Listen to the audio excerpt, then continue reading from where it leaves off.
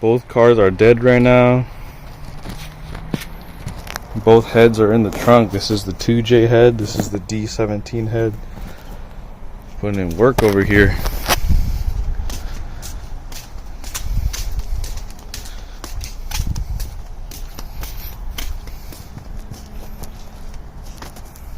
Head is out. So basically these two cars have their motors pulled apart, and we're waiting for the machine shop so we can reassemble it, throw everything back together, and everything should be good. So yeah. Oh, here we are. Honda head and the 2J head back from the machine shop. Whew. Alright, guys, what's up? It is Saturday. Actually, there's so many videos right now that it doesn't even matter what day it is. Anyways, my hair's kind of messed up right now. We are working back on the 2JZ IS300.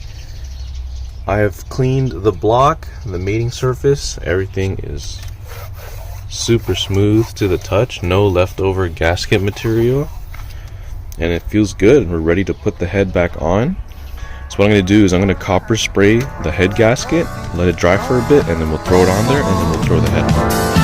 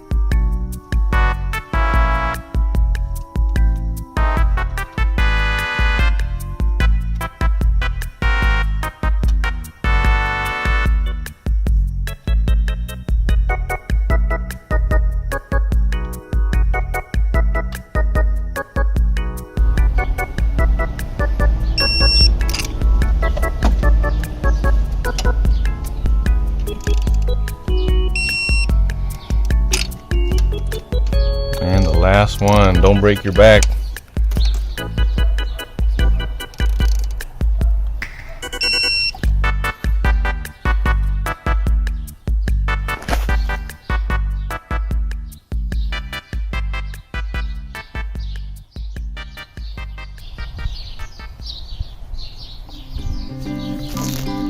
We're gonna put our buckets in. I already labeled them beforehand.